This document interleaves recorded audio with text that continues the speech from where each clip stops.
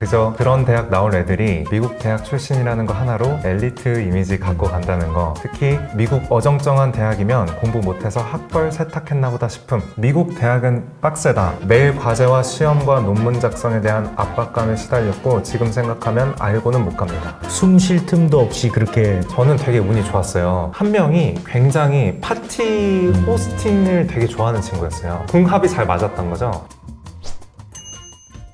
저는 한림 글로벌 캠퍼스의 최승훈 원장이고요. 오늘 이 자리를 통해서 오늘 유학에 대한 진솔한 이야기를 좀 나누고자 합니다. 저는 장관엽이라고 하고요. PAP 과정을 2016년에 수료하고 미국으로 넘어가서 조지아 공과대학교에서 물리학과 학사 졸업을 한 후에 삼성 SDI에서 약 3년간 연구원으로 근무했었습니다. 지금은 MD 파운데이션 과정을 수료하기 위해서 준비 중에 있습니다. 네, 오늘은 저희가 여러 커뮤니티에서 미국 유학 현실에 관한 실제 댓글이랑 후기들을 모아서 준비를 해봤는데요. 이제 댓글을 하나씩 보시면서 두 분의 솔직한 반응과 경험을 그대로 들려주시면 될 것 같습니다. 우리 회사에도 어정쩡한 미국 대학 나온 애들 있는데 메리트는 딱 하나더라. 한국에 있었으면 그저 그런 대학 나올 애들이 미국 대학 출신이라는 거 하나로 엘리트 이미지 갖고 간다는 거. 미국 중하위권 대학 나와가지고 스카이 이미지로 살 수 있는 기회를 돈 주고 사는 느낌임. 근데 내 기준으론 엘리트 이미지까진 아니고 그냥 집에 돈이 있나 보다.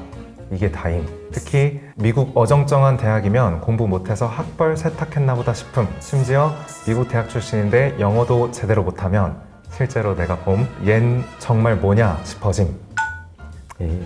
댓글에 대한 답을 좀 내려준다면 이게 사실인가요? 제가 근무를 시작할 때 제가 미국 대학 출신이라는 거를 소개를 하면 은근하게 더 높은 기대를 가지시는 분들이 많았고요. 다른 분들보다 좀 더 퍼포먼스를 낼 수 있다라고 생각하는 경향이 있는 것 같다고 생각이 들어서 엘리트 이미지를 갖고 가는 거는 맞는 것 같습니다. 그럼 미국 중하위권 대학과 우리나라로 말하면 스카이 이미지를 이게 동등하게 놓고 볼 수 있는 기준이 맞는지. 이분께서 말씀하시는 중하위권 대학이라는 게 어떤 수준인지가 좀 명확하지가 않아서 그분들까지 어떤 엘리트의 이미지를 가지고 가실 수가 있는가에 대해서는 답변을 드리기가 좀 힘들 것 같습니다. 스카이 이미지 정도의 대학이다라고 한다면 미국에서는 한 20-30위권 정도는 돼야 스카이 이미지가 나오지 않을까요?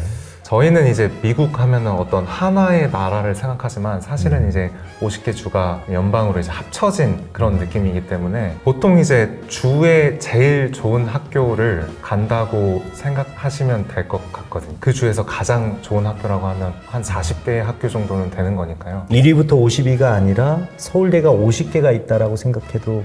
저는 그렇게 생각을 하는데요. 저와 생각이 다른 분들도 있을 네. 수 있으니까요. 40위, 30위 안에 드는 학교라고 하면 전 세계에서 좋은 학교라고 평가받을 수 있을 것 같습니다.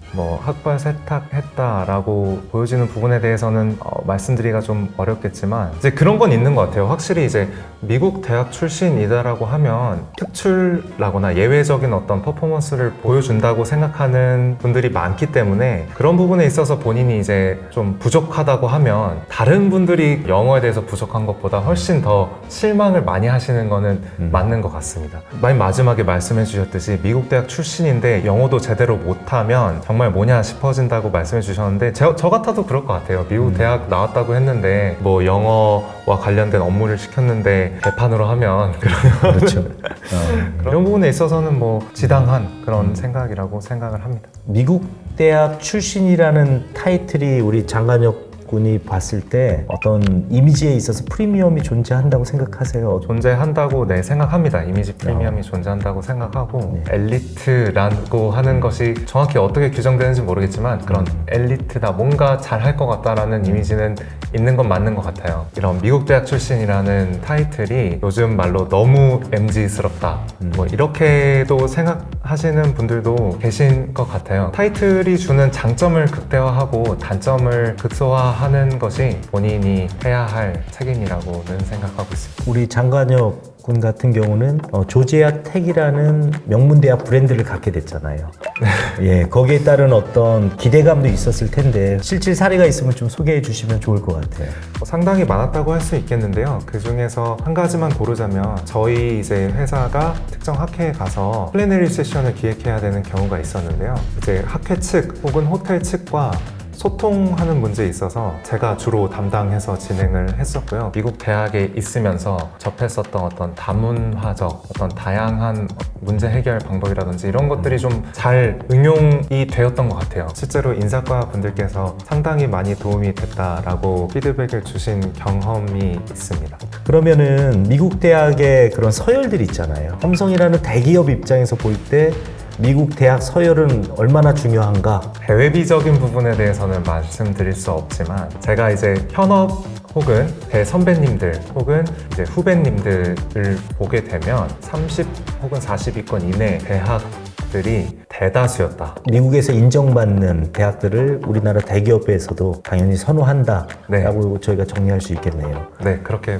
보여집니다. 수업은 예상보다 훨씬 어렵습니다. 미국 교수들은 학생들에게 단순히 읽고 오라가 아니라 읽고 분석하고 질문하라를 요구합니다. 토론 중심 수업이 대부분이고 발표 비중도 높습니다. 실질적으로 공부할 때 교수들이 이러한 요구를 자주 하나요? 그렇지 않은 분들도 당연히 계시지만 대부분은 엄청 학생들에게 신경을 좀 세심하게 많이 쓰시는 분들이 많았다고 할 수 있습니다. 좀 예를 들어 줄 수 있나요? 또 예를 들면은 미국에는 이제 오피스 아워라는 제도가 있는데요. 교수님들께서 일주일에 약 2회 정도 본인의 시간을 완전히 비워두고 오피스 문을 열어놓는 거예요. 그래서 아무 학생이나 들어와서 본인의 수업에 대한 질문을 할 수 있게끔 그렇게 하는 제도가 있었는데요. 자유롭게 질문하고 꼭 수업과 관련된 질문이 아니더라도 어떤 연구 주제에 대해서 이야기를 한다던가 이렇게 넘어가는 경우도 굉장히 많았고요. 제가 생각했던 것보다 훨씬 패컬티랑 이 학생들 사이의 상호작용이 훨씬 더 많았다 이렇게 생각이 됩니다. 그러면 우리 장관혁 군은 오피스 아워를 좀 자주 활용을 했나요? 아니면은 그냥 뭐 도서관에서 뭐 공부를 혼자 한다든지 그렇게 했나요? 거의 매번 가는 수업도 있었고요. 이해도가 높다고 하는 수업들은 매번 가진 않았으나 제가 이렇게 교수님들하고 이야기하는 걸 좋아해서 좋아하는 교수님은 진짜 쫄래쫄래 쫓아다니면서 맨날 가서 이제 뭐 이런저런 얘기 물어보고 그렇게 하다 보면 또 아이디어가 나오기도 하고요. 열려있는 상호작용이 많은 환경 이런 거는 확실히 있는 것 같습니다. 유학 갔을 때 오피스 아워를 적극적으로 활용할수록 본인에겐 큰 도움이 되겠네요. 네, 저는 그렇게 믿고 있습니다. 제가 생각했을 때 이 댓글을 작성하신 분의 어떤 전공은 스템 전공은 아닌 것 같다는 게 제 생각이에요. 저는 스템 전공이다 보니까 스템 전공은 토론이 많지는 않습니다. 수업을 진행할 때는 일방적으로 정보가 이제 제공되는 것들이 되게 많았고요. 그거를 이제 제공된 정보를 가지고 어떻게 프로세스 하냐, 여기서 이제 오피스 아워를 가냐, 뭐 친구들끼리 모여서 이 주제에 대해서 토론을 하냐, 이거는 뭐 다른 얘기지만 수업 중에 토론이 많지는 않았습니다.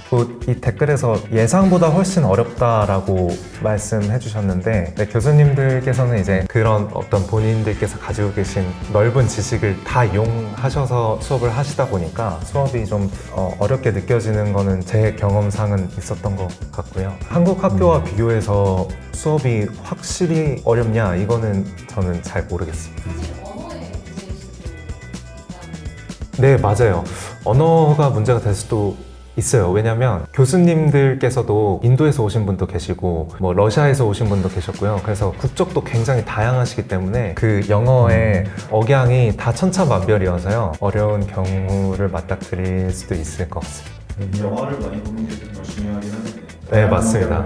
많이 듣고 많이 말해보려고 노력하는 게 제일 중요한 것 같습니다. 미국 대학 기준으로 생각했을 때 어떤 역량을 가지고 있을 때 공부를 잘한다고 평가를 받을 수 있을까요? 그쪽 학문 관련 어떤 정보를 찾아보거나 자기가 어떤 모델을 만들고 이런 게 이제 자기가 쉬는 여가 시간에 하는 그런 친구들도 있었고요. 열정을 느끼고 재밌어 하면서 거기에 시간을 많이 투자하는 학생이 그 과목에서도 성적도 좋았고 보통 애들이 이 친구는 되게 잘한다 라고 생각했던 것 같습니다. 이 부분을 설명을 해야 할 것 같은데요. 미국 학교는 그 과를 바꾸는 게 굉장히 쉬워요. 내가 1, 2학년 해보니까 안 맞는 것 같다. 그러면 전자공학과로 바꿔도 되고 보통 이제 3학년 수업, 전공 수업을 딱 들어오면 진짜 그 과목이 좋고 재밌고 여기에 자기가 컨트리뷰션 하겠다 이렇게 생각하는 학생들만 남아있거든요. 물리학에 열정이 뛰어난 애들만 남아있다 보니까 서로 상생하는 분위기 자체도 좀 다르고. 그러니까 자신의 전공과 열정이 결합돼야만 3, 4학년 때 어렵지 않게 네. 견딜 수 있는 원동력이 되겠네요. 네, 그러면. 네, 맞습니다. 예. 맞아요. 견딜 수 있는 원동력이 되는 것 같습니다. 예. 미국 대학은 빡세다. 숙제, 프로젝트, 시험 등등 숨 돌릴 새 없이 쏟아진다. 한국처럼 헐렁하게 MT 다니고 동호회하고 술 마시고 놀면서 공부할 수가 없다. 이 질문에 대해서 댓글에 대해서 어떻게 생각하세요? 전공에 따라 다르고 학년에 따라 다르고 학기에 따라 다르거든요. 그래서 이렇게 이건 어떻다 1차원적으로 좀 설명을 할 수는 없을 것 같은데, 전공 학년이 빡세다는 거는 맞습니다. 이제 본인이 수업을 짜잖아요. 여기 이제 어드바이저가 붙으세요. 그 졸업까지 트랙을 만들어서 가고 있는지를 이렇게 평가하시고 도와주시는 분들이 계신데, 한 학기에 15학점 이상 듣는다고 등록을 하면 연락이 와요.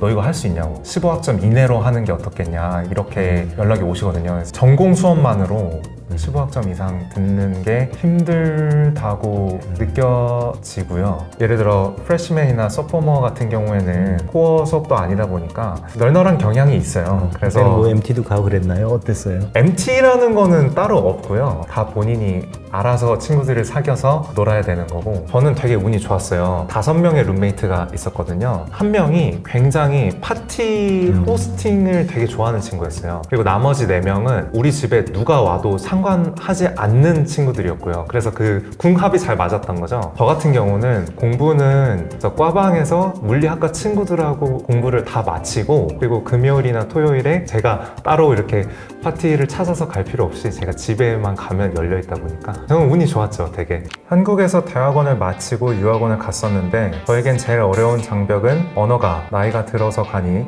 제일 큰 장벽이었고, 그 다음이 학교 커리큘럼이 생소한 것에 적응이 어려웠네요. 암기식이나 무슨 공식을 사용해서 증명을 하라는 식의 한국 문제는 아예 없고, 모든 문제가 논리적으로 설명이 되어져야 시험 점수를 얻을 수 있는 학점 시스템. 매일 과제와 시험과 논문 작성에 대한 압박감에 시달렸고, 지금 생각하면 알고는 못 갑니다. 미국 대학 시험에 대해서 좀 저희에게 좀 알려주실 수 있나요? 여러 번 친구들하고도 얘기를 해봤지만 제일 큰 차이점은 평가 방식이었거든요. 저희 나라에서는 상대평가로 평가되는 걸로 알고 있는데, 미국은 일단 원칙적으로 절대평가예요. 전체 파이널 스코어가 뭐 미드텀, 파이널 텀이랑 숙제랑 어텐던스까지 다 합쳐서 최종 점수가 90점 이상이면 무조건 A. 수업을 듣는 전체 학생이 다 A를 맞을 수도 있는 방식이에요. 이 친구가 잘 받는다고 해서 제 학점이 떨어지는 게 아니다 보니까 서로가 서로를 도와주는 형식에 굉장히 좀 차이가 있다라고 느끼는 부분이었습니다. 여기서 이분께서는 뭐 논리적으로 설명이 되어져야 시험 점수를 얻을 수 있는 시스템이라고 말씀해 주셨는데, 한국 학교가 시험 문제를 어떻게 내는지는 모르겠지만 이제 제가 전공 수업 들을 때는 타이포라던가 계산 실수 이런 거에 대해서는 점수를 뭐 깎아도 1점, 2점 정도만 깎으시는 분들이 되게 많았고, 전반적으로 이 시험 이 문제에 대해서 너가 어떠한 논리를 가지고 대응을 했냐, 이 부분을 되게 중요하게 보시는 분들이 많았다고 생각이 됩니다. 미국 유학 전에 꼭 이런 거는 꼭 준비하고 미국 유학 가면 좋겠다라는 어떤 팁이 있다면 한번 좀 소개해 주시죠. 영어 실력이 본인의 발목을 잡으면 안 된다고 생각이 돼요. 본인이 하고 싶은 말을 시험에 써야 되기 때문에 영어로 기본적으로 영어 실력을 좀 잘 만들어 놓고 가는 게 좋겠고, 추가적으로는 본인이 어떤 진학하고자 하는 전공이 있다라고 하면 지금 대학 학부 레벨에서 가르치는 정도는 어떤 정도인지, 어떠한 공부가 선행이 되어야 그런 것들을 할 수 있는지 이런 거를 좀 그려놓고 크게 보고 계획을 짜가면 좀 좋지 않을까. 영어는 시험 점수와는 완전히 다릅니다. 한국 애들이랑만 몰려다니면 오히려 영어 실력이 더 퇴화하는 기적도 맛볼 수 있음. 한국에서도 안 되는데 미국에서 되겠냐. 졸업장도 못 받고 돌아오는 경우가 허다할 정도로 제 중학교 동창들이 성취했던 것들을 듣는다면 굉장히 놀랄 거예요. 영어는 시험 점수와는 완전히 다릅니다. 토플 점수가 있어도 실제 수업과 일상에서 사용하는 영어는 또 다른 영역입니다. 교수의 농담이나 토론 흐름을 바로 이해하기 어렵고 말 한마디 꺼내는데도 망설이게 됩니다. 이 부분에 대해서는 어떻게 생각하세요? 일단 저는 PAP 과정을 수료하고 진학했기 때문에 말을 못한다거나 토론이 안 돼서 어려웠던 경우는 거의 없었던 것 같습니다. 시험 점수와 실제 쓰는 영어가 다르다는 점은 공감이 가는 것 같아요. 저도 이제 여러 시험을 봐봤지만 시험을 잘 보는 것하고 실상생활에 영어를 하는 거와는 좀 다른 경험이잖아요. 그렇죠. 저도 그렇게 PAP 과정을 하면서 친구들과 여러 스피킹 세션도 갖고 제가 발표도 해보고 토론도 해보고 해서 갔지만 실질적으로 미국인들과 같이 앉아서 어떤 얘기를 꺼내는 거에 대해서는 저도 처음에는 조금 힘들었다고 할 수 있겠는데 제 파회법은 같은 인터내셔널 스튜던트들을 공략하자였어요. 예를 들어 저는 이제 가서 중국, 태국, 아프리카에서 온 친구도 있었고 처음에 되게 친해지려고 노력을 많이 했고 실제로 친해졌는데요. 이 친구들도 영어가 마더 랭귀지가 아니잖아요. 저희가 실수를 해도 말하다가 버벅거리거나 좀 단어를 잘못 말하거나 문법을 이상하게 말해도 약간 부담이 없는 거죠. 왜냐면 이 친구도 그렇게 실수를 하는 경향이 있고 그럼에도 불구하고 무슨 말을 하고 싶은지 알아들을 수가 있으니까 국제학생들하고 좀 말을 트이고 난 다음에는 실제적으로 미국인들하고 만나서 이야기를 하고 듣고 함에 있어서도 부담이 되거나 좀 인세큐어하거나 그런 게 좀 없었던 것 같습니다. PAP에 어떤 강점이 있다면 우리 구체적으로 좀 설명해 주시죠. 제가 우선은 PAP 과정을 수료한 지 10년이 돼서요. 제 기억이 정확한지는 모르겠지만 실제 토론 수업이 있었어요. 어떤 학생이 어떤 뜻을 영어로 이야기를 하고자 하는데 시간을 충분히 줬고 수업을 날로 들으면 들을수록 학생들의 수준이 다 올라가서 그 토론이 안 끝나서 수업이 막 지연되고 그랬던 기억도 나거든요. 친구들도 아직 교류를 하고 있거든요. 친구들도 문제 없이 미국 대학교 명문대로 편입해서 졸업하는데 전혀 문제가 없었기 때문에 PAP라는 코र्스가 굉장히 많은 도움이 된다. 어떤 측면에서 토플로 채워주지 못하는 그런 네. 부분을 PAP라는 영어 과정을 통해서 미리 준비해 놓으면 미국 수업에 들어가서도 전혀 문제가 없다. 예, 그렇게 봐도 될 것 같습니다. 예, 알겠습니다. PAP 과정에서 기교를 구체적으로 할 수 있을까요? 예를 들면 저는 이제 수능을 봤었거든요. 영어를 1등급을 맞긴 했었는데요. 수능 준비를 할 때랑 PAP 과정을 듣고 미국 대학에 진학하려는 준비를 할 때 차이점을 말씀드리자면 수능은 진짜로 기계적으로 어떤 문제를 분석해서 시험 점수를 높이게 한다라는 측면이 강했어요. 실제 영어를 뭐 의사소통이 되게 한다든지 아니면 뭐 영어로 된 것들을 접하는데 지장이 없게 한다든지에 대한 측면은 좀 약했고 PAP 코스에 가서는 실질적으로 내가 나의 생각을 영어로 잘 정리해서 말하는 법을 중점적으로 가르쳤고요. 듣는 법도 마찬가지고 내 생각을 쓰는 법, 에세이도 여러 형식이 있는데 충분히 숙달이 되게끔 가르쳐줘서 어떤 학문을 전공함에 있어서 이 영어가 걸림돌이 되지 않도록 충분히 도움이 되도록 만들어준 프로그램이 PAP 프로그램이 아닌가 이렇게 생각을 하고 있습니다. 영어는 미국 유학 가도 본인이 노력 안 하면 하나도 안 늘음. 한국 애들이랑만 몰려다니면 오히려 영어 실력이 더 퇴화하는 기적도 맛볼 수 있음. 실질적으로 그런 경험 사례가 있는지 한번 좀 설명 좀 해주시죠. 예. 주변에서 많이 봤습니다, 사실. 제가 한국인이어서 그런지 모르겠지만 더 자주 보이는 것 같습니다. 예를 들면 본인이 마음만 먹으면 하루 동안 영어를 한 번도 안 뱉어도 살 수 있을 만큼 한국인 유학생 커뮤니티라든지 아니면 어떤 그런 인프라가 잘 갖춰져 있는 건 맞아요. 본인이 노력을 안 하면 안 는다는 거는 사실입니다. 저 같은 경우는 좀 운이 좋았던 게 물리학과에 한국인이 한 명도 없었어요. 미국인 아니면은 다른 나라에서 온 국제 학생 친구들이었어서 저는 이제 자연스럽게 영어를 써야만 하는 어떤 환경이 갖추어졌었고요. 그리고 저도 이러한 부분에 대해서 좀 인식을 하고 있었고 나는 가서 꼭 영어를 많이 쓰이는 어떤 환경에 노출돼야겠다라는 생각도 있었어요. 제가 이제 중간에 군대도 갔다 왔거든요. 그래서 미국 체류 기간이 얼마 안 된다는 거를 알고 되게 놀라하는 친구들도 있었어요. 이거밖에 안 살았냐 이렇게 얘기하는 친구들도 많았고 확실히 노력을 한 만큼 영어가 늘게 된다. 근데 노력을 안 하려고 마음 먹으면 진짜 안 할 수도 있고 그렇게 되면 사람들은 영어 실력이 정말 안 될 수도 있다. 이건 진짜 맞는 이야기. 그래도 이제 한국 유학생들이 줄 수 있는 메리트도 있을 것 같은데 항상 그 균형을 잘 유지하는 게 제일 중요한 것 같아요. 뭐 미국 대학의 장점이라고 하면 질 높은 교육도 들어가지만 진짜 다양한 국가에서 다양한 사람들이 모이는 어떤 공동체를 경험하고 그 네트워크를 가진다는 게 진짜 중요한 것 같거든요. 앞으로 살면서 계속 어떤 좋은 네트워크가 잘 유지가 된다고 봤을 때 제가 앞으로 살아감에 있어서 엄청난 도움이 될 것 같다라는 생각은 좀 가지고 있고요. 또 마찬가지로 한국인 커뮤니티도 악하다, 나쁘다 이게 아니고 사이에서 오고 가는 어떤 정보들이라던가 아니면 거기의 네트워크 이것도 굉장히 중요하고요. 특히 한국으로 돌아온다고 했을 때는 소위 말하는 대기업에 이미 재직하고 있으신 분들도 많고 그렇기 때문에 어떤 레퍼럴이라든지 이런 것도 충분히 사용할 수 있기 때문에 두 가지의 네트워크 유기적으로 가져갈 수 있도록 하는 게 중요하지 않을까 싶습니다. 유학생들에게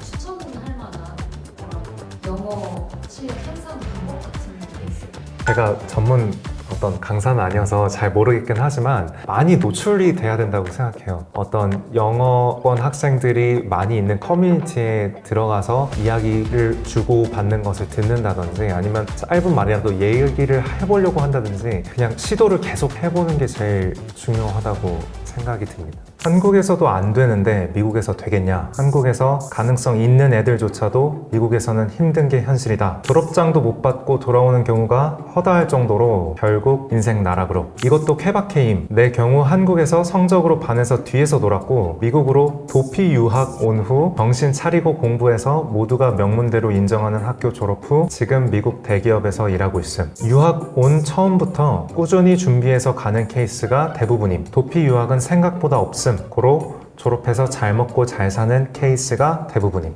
이 부분에 있어서 이렇게 의견 차이가 나는 이유가 뭔지 제가 잘은 모르지만 한국에서는 어느 정도 트랙이 있잖아요. 어떤 학과에 입학만 하면 그냥 이런 수업은 이때 이렇게 듣는 거고 따라간 거 주어진 것만 하면 학위가 나오고 그 학위를 가지고 뭐 어떻게 한다 이런 게 좀 있는 것 같은데 미국은 굉장히 자유분방해요. 본인이 정말로 노력을 기울인 대로 본인이 알아본 만큼 가져갈 수 있는 게 미국에서의 아카데믹 라이프라고 생각을 해서요. 나는 그냥 학교가 좋으니까 학교 이름이 뭐 좋으니까 제일 랭킹 높은 전공 가서 그냥 졸업만 하면 먹고 살긴 하겠지 이렇게 생각하신다면 아마 이렇게 부정적 의견을 주셨던 분들의 케이스 도출이 많이 될 것 같고 반대로 뭔가 더 넓은 무대에 나가서 더 많은 사람들과 내가 이런 것을 이룰 거야 라고 그거에 대한 열정이 있는 채로 가신 분들은 가지고 있는 뜻의 크기만큼 그게 아웃풋이 결정이 되는 게 이 미국 유학이다 이렇게 생각이 듭니다. 어떤 관점의 차이가 될 수도 있을 텐데 한국식 입시를 하던 사람이 미국에 갔을 때 여기에서 생각의 차이가 있을 것 같거든요. 한 예를 들자면 뭐 부모님이 이과가 제일 높으니까 일단은 이과를 진학해라 그렇게 됐을 때 좀 문제가 생기지 않을까 어떻게 생각하세요? 사실 저희 부모님도 그러한 권유를 안 한 게 아닙니다. 왜냐하면 한국 분들도 저희 부모님들 포함해서 어떤 랭킹에 되게 예민하잖아요. 저도 사실은 기계공학과로 바꿔라 전공을. 실질적으로. 네. 제가 생각했을 때 저는 에너지와 메디컬 피직스 이렇게 두 가지의 관심과 열정이 가장 많았었고요. 제가 기계공학으로 트랜스퍼를 했을 경우에는 열정이 있는 것들에 대한 그것을 조출 수 있는 게 불가능하다고 판단이 들었어요. 그래서 그냥 물리학과에 남겠다 이렇게 좀 강하게 뜻을 표명을 했었고요. 근데 이제 뭐 부모님께서 감사하게도 제 뜻을 잘 받아들여 주셔서 물리학과로 졸업을 할 수 있게 되었고 그러한 그 물리학의 백그라운드를 가지고 있는 게 제가 지금에 와서는 저한테 훨씬 더 많은 이점을 가져다 주었다고 그렇게 생각이 듭니다. 본인의 열정이 있는 전공을 택하는 게 어떤 유학 생활의 원동력이 될 수도 있겠네요. PAP 과정에 있는 학생들에게 조언을 해준다면 나 같으면 이 시기에 이런 준비를 좀 했으면 좋겠다. 반에서 뒤에서 놀았는데 유학 가고 나서 정신 차려서 영문대 졸업하고 잘 산다 이 부분을 읽으면서 되게 공감이 많이 갔어요. 제 중학교 동창들이 아마 제가 지금까지 살면서 이루었던 경험이나 성취했던 것들을 듣는다면 굉장히 놀랄 거예요. 저는 중학교 1학년, 2학년 때까지는 수포자였거든요. 어느 정도였냐면 학원 선생님이 저한테 되게 수학 포기하라 그랬어요. 그냥 너는 안 된다고. 저 자체도 굉장히 어떤 수학, 과학이라는 학문 자체에 엄청난 두려움도 있었던 게 사실이에요. 공부도 그렇게 잘하지 못했고요. 제 경험이 증명하듯이 언제 사람이 필지는 모르는 거잖아요. 그 속도가 다 다르고, 저 같은 경우는 고등학교 때 들었던 그 상대성 이론 수업이 엄청난 계기가 되었었는데요. 지금 뭐 유학을 준비하고 계시거나 뭐 생각하고 계신 분들 중에 나는 할 수 없을 거야 이렇게 생각하고 계신 분이 계시다면 그렇게 정말 생각할 이유가 하나도 없다라고 말씀을 드리고 싶어요. 나는 물리학자가 되고 싶다, 예를 들어 이런 생각이 들었다면 반에서 꼴찌라고 해도 진짜 본인의 열정과 노력이 닿는 한 그것을 성취하는 것이 가능하기 때문에 진짜 본인이 원하고자 하는 것, 바라는 것, 이것에 솔직해져서 그런 멘탈리티를 갖는 게 제일 중요하다고 생각합니다. 지금 PAP 한림 글로벌 캠퍼스에서 공부하고 있는 우리 후배들은 선배인 장관혁 선배님의 말씀을 꼭 귀담아 들었으면 좋겠습니다. 이런 거는 안 하는 게 좋겠다 하는 그런 것들이 있습니다. 일단은 나태하면 안 된다고 생각해요. 미국이라는 나라가 한국하고 굉장히 멀기 때문에 부모님의 슬하에서 벗어나는 거고 알아서 본인의 생활이라든지 본인의 학업을 관리를 해야 하는데 나태하다. 결국엔 동기부여를 찾지 못한 친구들이죠. 그런 친구들은 보통은 무너지더라고요. 왜냐면은 올라가면 올라갈수록 학업의 강도도 강해지고 미국이라는 환경 자체도 저희 나라랑 좀 다르다 보니까 그런 부분에 있어서 이제 그 본인이 결국엔 동기부여를 찾지 못하고 나태해진다면 중간에 학업을 중단하고 와야 한다든지 이런 경우가 생길 수가 있기 때문에 동기부여를 좀 잘 가지고 끈기 있게 가는 게 제일 중요하다고 생각합니다. 동기부여 갔다. 그래도 결과는 괜찮았다. 왜 괜찮았을지 말씀해 주실 수 있을까요? 사실 이제 저 같은 경우도 친구들이 되게 처음엔 걱정을 했었어요. 같이 공부하던 친구들끼리 되게 상위의 대학을 목표로 하던 사람이었고요. 모의고사도 후반으로 가면 갈수록 그것을 이룰 수 있는 성적을 받았고 그러다 보니까 갑자기 유학을 간다라고 말을 했을 때 친구들이 아니 왜 너 재수하면 분명히 너가 원하는 바를 성취할 수 있을 것 같은데 왜 그렇게 도망가듯이 나가냐 이런 말을 좀 많이 들었던 것 같아요. 근데 그건 어쩔 수 없는 게 저희가 모르는 어떤 시스템으로 나가는 게 무섭고 두려워서 도망가는 것처럼 충분히 보일 수 있다고 생각하거든요. 저 같은 경우도 조지아 공과대학에 들어가고 뭐 우수한 성적을 계속 받는 것을 친구들이 보면서 결국에는 도망간 게 아니라 생각이 다 있었구나, 너는 계획이 다 있었구나 이렇게 말을 해주더라고요. 도피 유학이라고 충분히 보여질 수 있는 건 맞고요. 근데 본인이 유학길에 올라서 어떠한 성취를 내고 어떠한 것을 하느냐에 따라서 그러한 시선들은 충분히 개선이 될 수가 있기 때문에 그거는 이제 본인한테 달렸다 이렇게 보면 될 것 같습니다. 한국 현실 도피라는 개념에서 쓴 용어는 인정하지만 저희 PAP 학생들한테 제가 조언해 주고 싶은 건 뭐냐, 도피 유학이 아니라 기회의 땅에서는 충분히 나만의 열정을 되찾을 수 있고 그리고 거기서 열매를 충분히 맺을 수 있기 때문에 기회 유학이라는 단어를 우리 학생들이 쓰면 참 좋겠다라는 이런 생각을 하게 됐습니다. 오늘은요.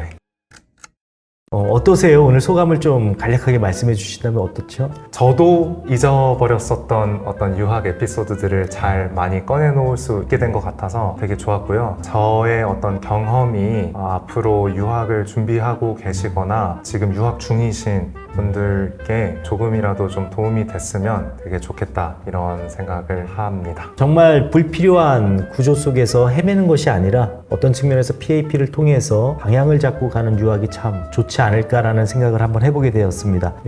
오늘 이렇게 함께 해주셔서 너무 감사를 드리고 이 영상을 끝까지 시청해주신 우리 학생 학부모님들께도 정말 감사를 드립니다. 저희 PAP 한림 글로벌 캠퍼스는 항상 문이 열려 있습니다. 구체적으로 상담 받기를 원하시는 분들은 저희에게 연락 주시면 부담 없이 저희가 또 상담해 드릴 수 있도록 그렇게 하겠습니다. 함께 해주셔서 너무나도 감사드립니다. 네, 감사합니다. 예, 감사합니다. 저도 최초로 출국하기 전에 굉장히 떨렸던 기억이 지금 나네요. 투정도 부려보고 부모님한테 너무 무섭다 이런 식으로 진짜 한 일주일 만에 이거 할만하다 완벽하게 뭔가 적응을 할 거라고는 처음에는 생각을 못 했었어요. 오늘 영상은 미국 유학을 준비하는 우리 학생과 학부모님들에게 대단히 유익한 영상이 될 것 같습니다. 오늘 특별한 분을 한 분 모셨습니다. 먼저 자기소개를 좀 해주시죠. 안녕하십니까. 저는 장관엽이라고 합니다. 네, 오늘은 장관엽님과 함께 미국 유학의 인생에서 어떤 선택지를 넓혀주는 그런 경험이 될 수 있는지, 실질적으로 어떤 가치를 줄 수 있는지에 대해서 한번 심도 있게 논의해보고자 합니다. 미국 유학을 어떤 결심을 하게 된 그런 계기가 있을까요? 사실 이제 맨 처음 이 미국 유학에 대해서 결정을 하게 된 거는 아버지 덕이 컸습니다. 저는 이제 고등학교까지 한국에서 계속 있었고 한국에 있는 대학교에 당연히 진학하겠다 이런 생각을 가지고 있었는데요. 고등학교 3학년 올라가면서 제가 이제 그 당시에 관심이 굉장히 많았던 어떤 물리학, 어떤 전자기학이라던가 아니면 양자역학 그런 부분에 대해서 굉장히 연구가 잘 돼 있는 거를 많이 말씀해 주시면서 좀 더 넓은 세상에 가서 더 많은 넓은 공부를 해보는 게 어떻겠냐 이렇게 좀 설득을 해주셔서요. 거기에 제가 넘어갔던 것 같습니다. 제안을 받았을 때 좀 당황하거나 그러지 않았었나요? 맞습니다. 사실 처음에는 당황도 많이 했었고요. 가기 싫다고도 생각을 했었던 적이 있습니다. 솔직히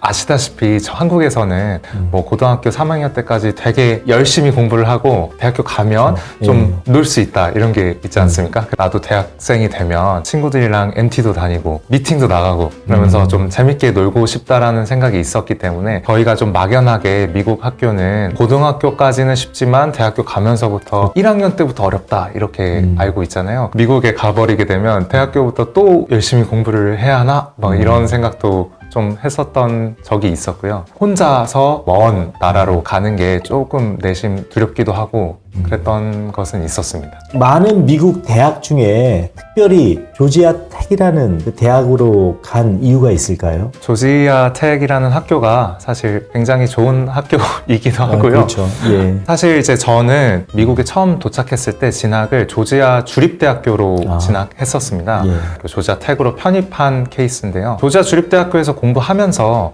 이 주립대학교랑 조지아 텍이랑 차로 한 10분 거리 정도밖에 안 되거든요. 상당히 가까운 네네. 거네요. 여러 번 학교를 방문한 적이 있었어요. 캠퍼스도 너무 예쁘기도 하고 정말 이 학교에 다니는 학생들은 얼마나 똑똑하고 얼마나 심도 깊은 공부를 할까 조지아텍 캠퍼스를 구경하고 학생들도 만나서 또 대화도 나눠보고 하면서 아 나도 이 커뮤니티에 좀 속하고 싶다 자연스럽게 생각이 들었던 것 같습니다. 조지아 주립대도 상당히 높은 순위 학교잖아요. 구체적으로 어떤 부분에서 뭐 이런 유익한 점이 있다 이런 부분을 좀 제가 설명을 좀 듣고 싶어요. 인종부터 굉장히 다양했고요. 네. 다양한 친구들을 많이 만나고 사귈 수 있었다는 점이 굉장히 감명이 깊고요. 공부적인 측면에서도 조지아 텍에 가서도 뒤처지지 않는 뭔가 백그라운드를 잘 쌓을 수 있도록 교육이 좀 탄탄하거든요. 친구를 어떻게 하면 잘 사귈 수 있는지 아니면 어떤 방식으로 뭔가 공부를 해야지 미국 대학교에서 좀 성공할 수 있는지 이런 부분들을 충분히 연습을 잘 했다고도 볼 수 있을 것 같습니다. 예, 이번에 이제 저희 PAP 한린 글로벌 캠퍼스에서 공부했던 학생들이 이제 1학년 PAP 과정을 다 마치고 이번 달에 다 출국하거든요.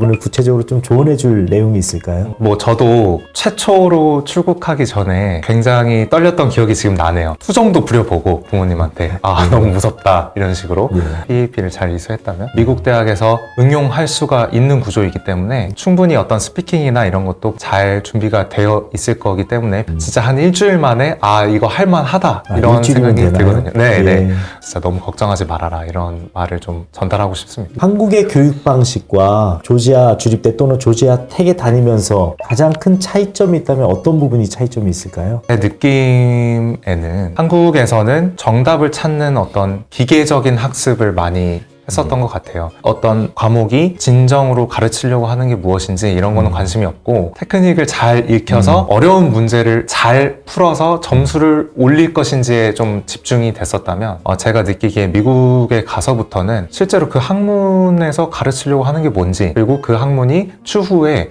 더 심화된 학문으로 내려갔을 때 어떻게 쓰이는지를 큰 측면에서 먼저 가르치고 등급을 나누려고 하기보다는 실제로 그 학문을 그 과목을 잘 이해가 됐는지를 확인하는 식의 그런 어떤 교육이 있었던 것 같습니다. 좀 기억에 남는 그런 수업 내용이나 에피소드가 있으면 조금 간략하게 소개해 줄 수 있을까요? 수업 과정이 좀 기억에 많이 남아요. 예를 들면 수업을 하시다가 학생이 저희 나라에서는 좀 선생님의 수업을 끊는 느낌이 있고 그래서 이제 질문을 잘 안 하는 경향이 있는데 미국에서는 정말 본인이 뭔가 이해가 안 간다 교수님이 알려주신 것 중에 오류가 있는 것 같다 그러면 이제 지체 없이 손을 들어서 얘기를 하는 경향이 있거든요. 나는 이해가 잘 되고 있는지 한번 확인해 봐야겠다 이런 식으로 저도 좀 뭔가 몰입하게 되는 경향이 있었고요. 제가 이해 안 되는 어떤 점을 다른 친구가 질문을 해서 되게 감사했던 적도 있었고 실제 그 수강하는 그 과목을 더 잘 이해하게 되는데 미국에서의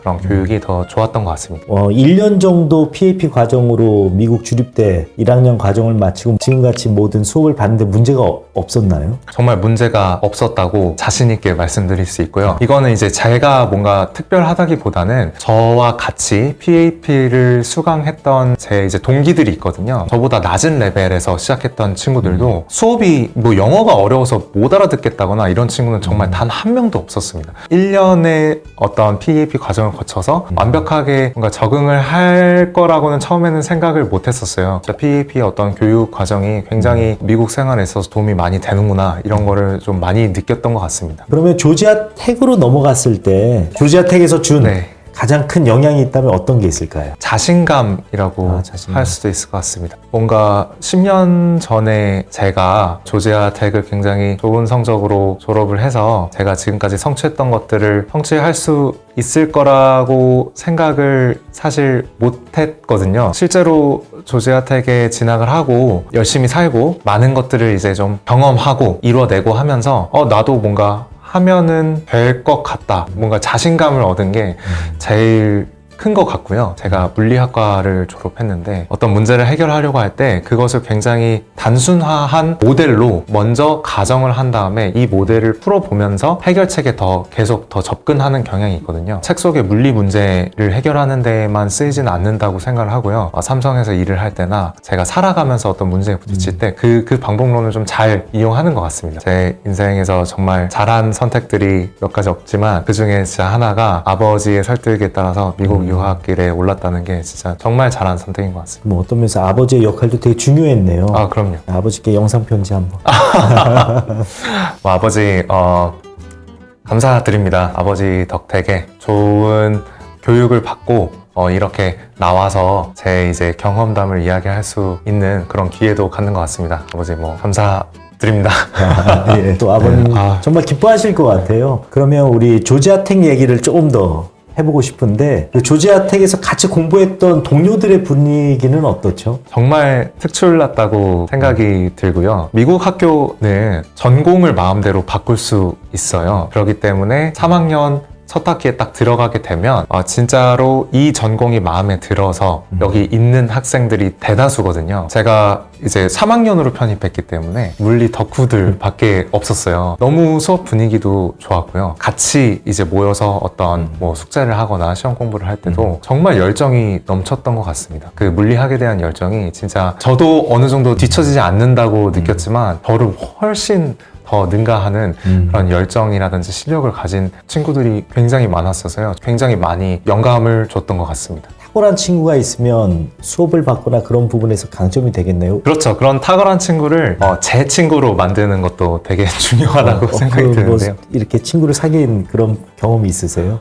에드윈이라는 친구가 있었어요. 에드윈. 그 친구는 파나마에서 왔던 친구였는데 파나마 정부에서 펀딩을 해줘서 제가 온 진짜 인재였고요. 제가 의도적으로 친하게 지내야겠다 해서 친해진 건 아니지만 우연히 옆자리에 앉아서 이제 이야기를 하다 보니까 굉장히 친해지게 됐어요. 그 친구랑 이제 다른 친구들과 같이 퀀텀 메카닉스 2라고 되게 어려운 수업이 있었는데 굉장히 많았던 난관들을 그 친구와 다른 친구들과 함께 잘 헤쳐나갔던 어떤 그런 기억이 좀 납니다.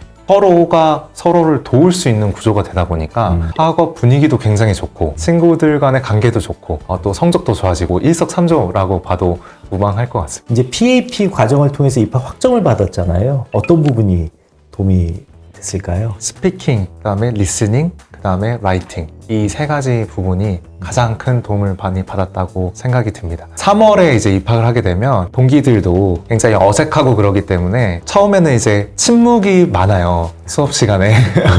동기들도 그렇고 저도 그렇고 좀 얼어 있다거나 아니면은 말을 하기 꺼려 한다던가 이런 분위기가 있었는데요. 지금 생각해보면 그게 뭐 한 달도 못 갔던 것 같고요. 어느 정도 적응도 되고 실질적으로 PAP를 수강하면서 지속적으로 영어를 쓰는 환경에 노출되다 보니까 본인이 먼저 이야기를 하겠다고 제 손을 들고 이제 미국화가 있었어요. 되고 있네요. 미국의 어떤 교육 환경과 굉장히 비슷한 방식으로 그렇게 진행이 되기 때문에 충분히 이제 적응할 시간이 한 1년 정도 주어진 거여서 제가 이제 조지아 주립대에 넘어갔을 때도 토론을 하는 그런 수업이 진행이 됐었을 때 진짜 PAP 수업과 완벽하게 동일하다라는 느낌을 많이 받은 적이 있어요. 미국 주립대 1학년 학점을 받을 수 있는 과목 수업도 있잖아요. 그런 부분에 대해서 좀 소개를 해주신다면. 가장 기억에 남았던 부분은 아메리칸 히스토리라는 그런 과목이었어요. 미국 대학교에 입학하게 되면 제가 알기로 국제학생뿐만 아니라 미국 학생들도 학교에 상관없이 관계없이 무조건 수강해야 하는 과목으로 알고 있거든요. 한국의 역사를 공부하는 것도 굉장히 어렵잖아요. 이름도 되게 많이 나오고. 근데 이제 미국의 역사를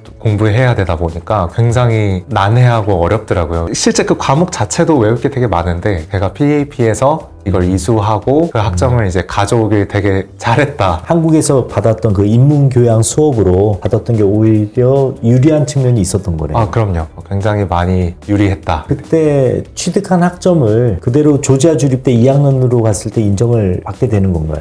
네, 그럼요. 일단은 뭐 미국 대학교는 프레시맨, 소포멀 뭐 이렇게 나눠서 이야기를 하긴 하지만 학년이 딱 있지는 않고요. 그 전공에 관련된 모든 학점을 이수하면 졸업할 수 있는 시스템이거든요. 120에서 한 140 학점 정도라고 얘기를 하니까 뭐 1년에 한 30에서 40 학점 정도 듣게 되면 그게 보통 4년이 걸려서 한 4년 다닌다 이렇게 생각을 많이 하시는데요. 저희가 이제 미국 학교로 갈 때 저희 이제 PAP에서 들었던 필수 교양에 많이 포함되는 과목들을 이수하고 가다 보니까 미국에 가서는 뭐 1학년으로 시작하긴 했지만 소위 말하는 좀 외워야 할 게 많고 이게 거슬리는 수업들을 미리 한국에서 먼저 가져갔다는 게 실질적으로 원하는 공부를 하는 데 있어서 시간을 더 많이 확보할 수 있었다. 그러면 다른 회사 제안은 없었나요? 너무 많은 루트가 있어서 사실 고민이었어요. 한화도 있었고요. 뭐 로키드 마틴이나 노스트롭 그루먼 이런 회사의 리크루터들하고 되게 이야기를 많이 했었는데 네가 하는 이야기가 굉장히 관심이 가고 연구가 굉장히 좀 흥미로울 것 같은데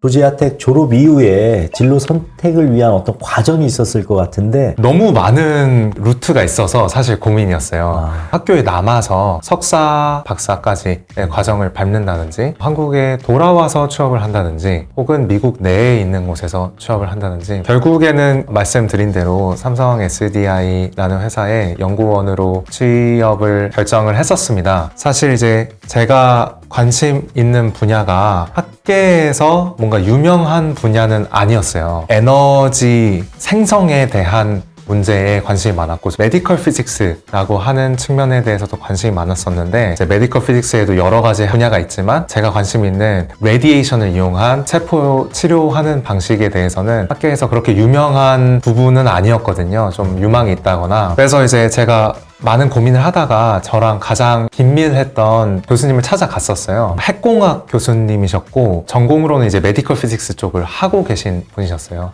대학원을 가야 할지 아니면은 어떤 취업을 해야 할지 어떻게 해야 할지 상당히 고민이 된다 이렇게 좀 말씀을 드렸고 그 교수님께서 이제 하신 말씀이 제가 관심 있는 분야를 지금 당장 하고 싶냐 혹은 한 10년 뒤에 하고 싶냐 이렇게 물어보시더라고요. 저는 지금 당장 이 분야에서 일하고 싶습니다. 이렇게 말씀을 드렸더니 석사나 박사 혹은 분야가 아닌 다른 분야에서 어떤 인정받는 부분이 될 때까지는 너가 좋아하는 분야를 그렇게 직접적으로 연구하기는 쉽지가 않다. 차라리 인더스트리로 나가서 거기에 이제 이해관계자들을 너가 설득해서 그 분야에 대해서 어떤 연구비를 따낸다거나 그쪽으로 센싱을 하겠다 이렇게 설득하는 편이 아마 학교에 남아있는 것보다 훨씬 쉬울 거다. 자기 경험에는 이렇게 말씀을 해주시더라고요. 그럼 나는 인더스트리로 나가야겠다. 이런 이제 생각을 하게 됐었고요. 그러던 찰나에 이제 그 저희 학교에 이제 삼성에서 오셨었어요. 학교를 방문하셔서 그 인사팀 분들이 회사에 대한 어필도 많이 해주시고 소개도 많이 해주셨는데 그 부분에서 이제 삼성 SDI라는 회사가 R&D로 굉장히 많은 비용을 지출하고 있다. 연구에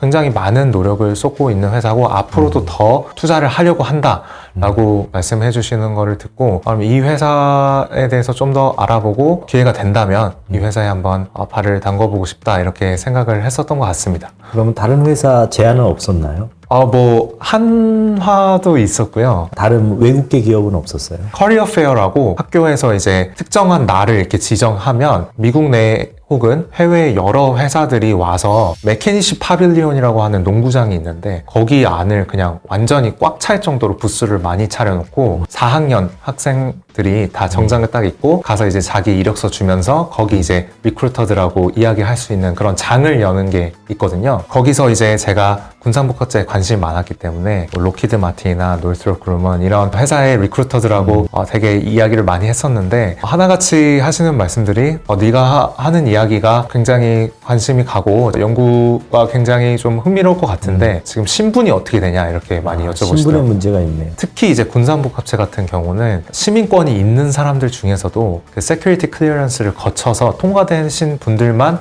취업이 가능하다. 유학생 신분으로는 불가능하다. 이런 말씀들을 많이 해주시더라고요. 어떤 측면에서 신분적인 것도 저희가 진행하는 어떤 영주권이라든지 이런 게 취득이 돼 있었다면 또 인생이 바뀌었을 수도 있겠네요. 달라졌을 수도 있을 것 같긴 합니다. 예.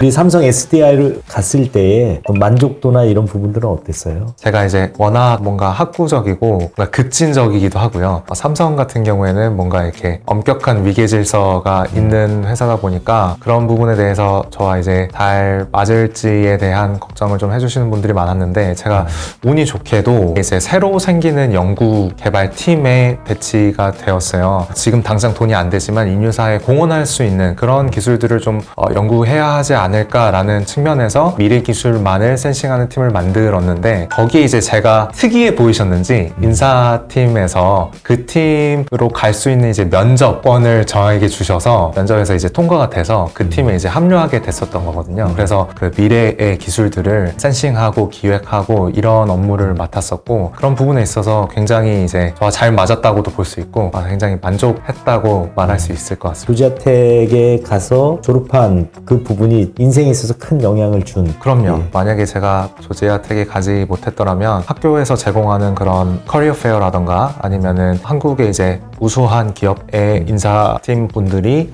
학교에 찾아오셔서 하는 행사들에 참석할 수 있는 기회가 없었을 것 같고요. 그러면 이제 좀 많이 다른 이야기가 펼쳐지지 않았을까 생각합니다. 의대 준비를 한다고 제가 들었거든요. 네. 그럼 또 한 번의 진로가 바뀌는 그런 부분들인데 본인의 이야기를 좀 들려줄 수 있으면 좋을 것 같아요. 삼성 SDI의 어떤 연구원으로 지내면서 에너지 분야에서 하고 싶었던 연구라던가 아니면은 기획, 특허 이런 것들을 좀 원 없이 할 수 있었던 경험이 되었던 것 같습니다. 회사에서 어떤 것을 제공하고 제가 어떤 것을 제공할 수 있냐와 별개로 삼성에서 있었던 기간 동안 좀 제 자신에게 질문을 했던 부분이 내가 진정으로 원하는 게 어떤 것인가에 대한 부분이었거든요. 그런데 이제 생각을 해보다 보니까 이론적이고 아카데미아의 기조에 맞는 것들을 훨씬 좋아한다는 거를 발견을 했었던 것 같아요. 같이 일하셨던 엔지니어 분들께서도 그런 피드백을 많이 주셨고 저는 이제 공부를 더 해보는 쪽으로 가야겠다라는 어떤 판단이 1차적으로 들었던 것 같고요. 어떤 과목으로 공부를 더 할 것이냐라는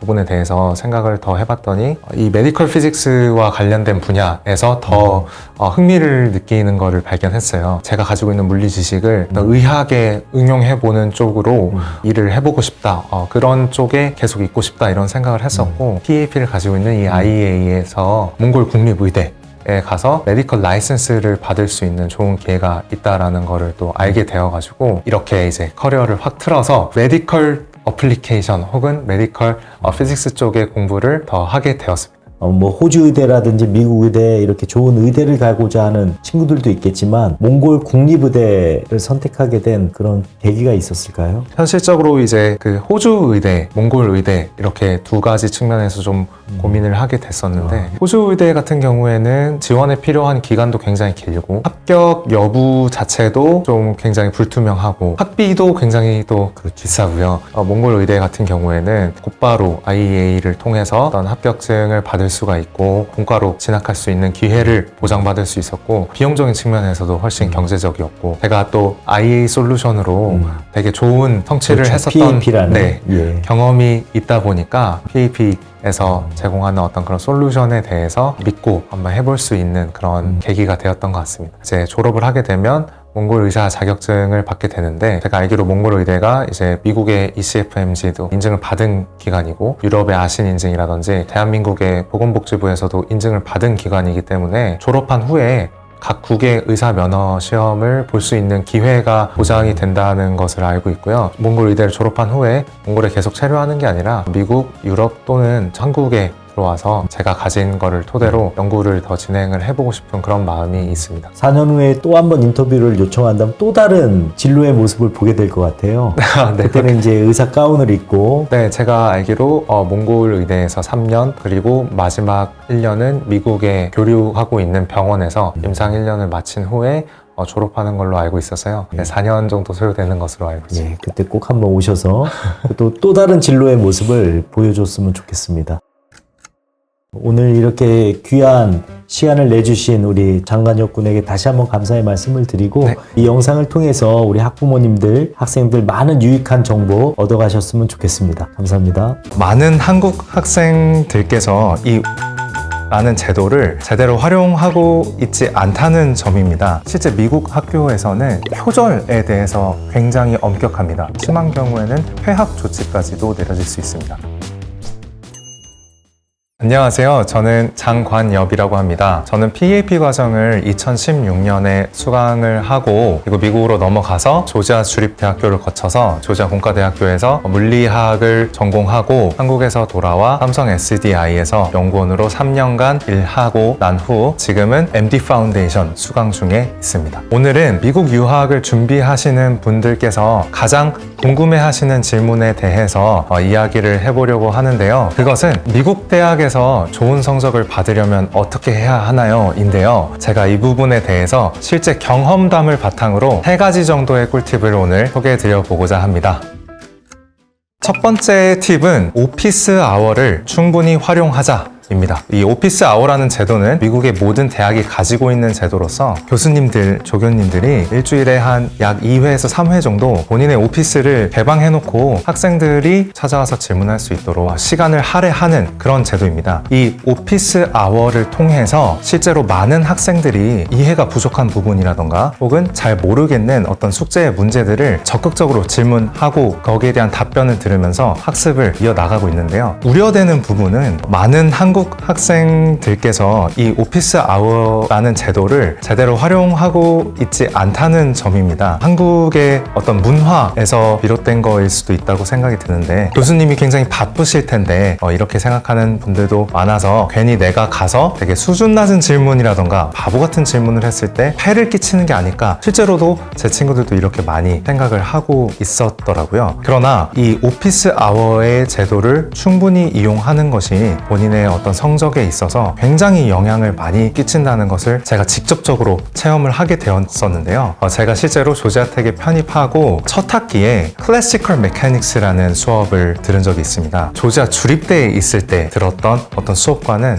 난이도 차이가 나는 수업이었고 제가 첫 번째 중간고사를 보고 한 번도 받지 못했었던 점수를 받았었어요. 굉장히 낙담했었던 기억이 있는데요. 사우스 플로리다대 교수 닥터 캐실 분은 아무도 교수에게 가서 질문하고 바보처럼 보이고 싶지 않겠지만 모든 걸 다 안다면 왜 대학에 왔겠습니까? 라고 말씀해 주셨습니다. 노스캐롤라이나대 학습센터의 공식 자료에서도 Attending office hours can have a big impact on your academic success. 즉, 오피스 아워의 참석은 학업 성공에 큰 영향을 미칩니다. 이렇게 소개하고 있습니다. 결론적으로 미국에서는 오피스 아워를 찾아오는 학생을 귀찮은 학생, 바보 같은 학생 이렇게 생각하는 것이 아니라 이 학생 굉장히 진취적이다, 학업에 열정이 많다, 좋게 평가한다고 볼 수 있겠습니다. 실제로 가보시게 되면 1대1로 교수님과 내가 몰랐던 부분에 대해서 이야기할 수 있는 점, 교수님께서 어떠한 부분을 더 중요하게 생각하시는지 꿀팁들을 실제 시험을 내시는 분에게 받을 수 있다는 점이 있으니까요. 오피스 아워를 활용해 보시기를 추천드립니다. 두 번째 팁은 비판적이고 유연한 사고를 훈련하라입니다. 먼저 커뮤니티에 올라온 실제 글을 소개해 드리겠습니다. 대치동에서 선행 3년 했는데 미국 와서 평균 70점 맞았습니다. 이유를 알았어요. 한국은 이 문제 정답이 뭐야? 라고 묻고 미국은 내 생각은 뭐야? 라고 묻는다는 겁니다. 해당 글을 보면서 굉장히 공감을 많이 하게 되었는데요. 한국은 다들 아시다시피 주입식 교육으로 굉장히 유명하죠. 선생님이나 혹은 교수님께서 정확히 알려준 그대로 어떤 문제를 접근하거나 풀었을 때 가장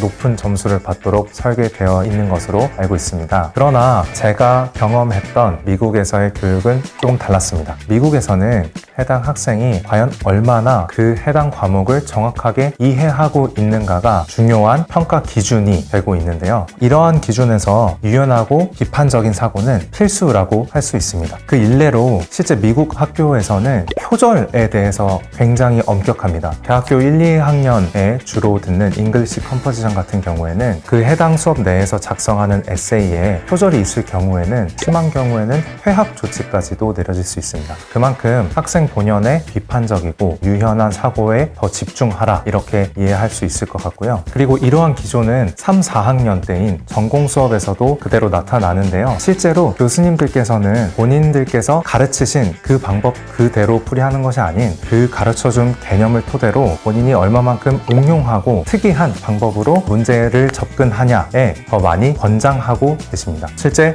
어떤 시험을 보았을 때 교수님께서 알려주신 풀이법 그대로 작성하지 않더라도 학생이 그 방법을 응용해서 굉장히 다채롭고 특이한 방법으로 그것을 해결하더라도 전혀 점수에 지장이 없습니다. 따라서 미국 유학을 준비하고 계신 분들께서는 뭔가 한국식 교육에 맞추어진 어떤 정답 찾기라던가 아니면은 교수님 혹은 선생님께서 알려주신 그대로를 암기해서 풀이하는 방법보다는 본인이 개념을 얼마만큼 잘 이해하고 있는지를 아는 메타 인지가 중요하고 본인이 얼마만큼 유연하고 비판적인 사고가 가능한지를 더 열심히 준비하면 유학의 성공에 한 걸음 더 다가가는 길이 될 수도 있을 것 같습니다. 세 번째 팁은 든든한 아군을 확보하라 입니다. 현재 미국 대학에 재학 중이신 많은 분들께서는 아마 공감을 많이 하실 것 같은데요. 미국 대학에서의 학년이 올라갈수록 이 숙제와 수업의 난이도가 굉장히 기하급수적으로 올라간다는 것입니다. 실제로 제가 재학했었던 교자택에서는 전공 수업 때 1학점당 일주일에 3시간의 자습 시간을 권장하도록 되어 있고 또 그렇게 됐을 때 좋은 학점을 받을 수 있도록 커리큘럼이 설계되어 있어요. 보통 15학점을 듣는다고 가정을 해봤을 때 일주일에 45시간의 자습 시간이 필요하게 되는 것입니다. 45시간이라고 하면 단순한 계산만 해봐도 학업을 수강하는 시간 제외하고 하루에 6시간이 넘는 시간을 자습에만 할애해야 한다는 것인데요. 이론적으로는 가능하겠지만 하루에 6시간을 넘는 시간 동안 혼자서 자습한다는 것은 그리 쉬운 일은 아닙니다. 그래서 꼭 본인에게 맞는 스터디 메이트들을 찾는 것이 굉장히 중요하다고 할 수 있는데요. 이렇게 말씀드리면 많은 분들께서 걱정을 하실 수 있어요. 내가 모르는 어떤 숙제를 알려주고 시험 공부를 같이 하는 그런 착한 친구들이 도대체 몇 명이나 있겠나. 미국은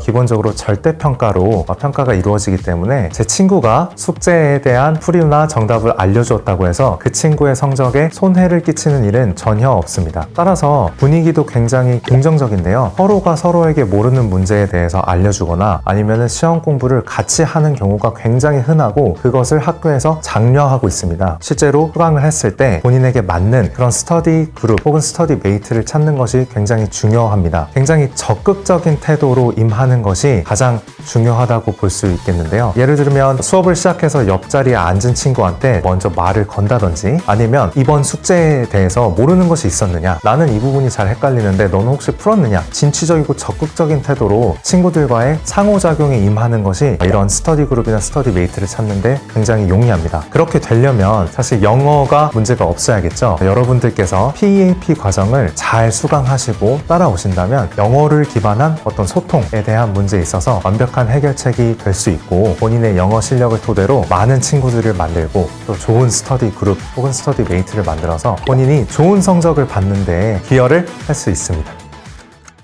마지막으로 정리를 해보자면 첫 번째, 오피스 아워를 잘 활용하라. 두 번째, 비판적이고 유연한 사고를 연습하라. 세 번째는 든든한 아군을 확보하라 입니다. 여러분들께서 소개해드린 이 세 가지 꿀팁을 가지고 성공적인 미국 유학을 영위하시길 바라겠습니다. 감사합니다.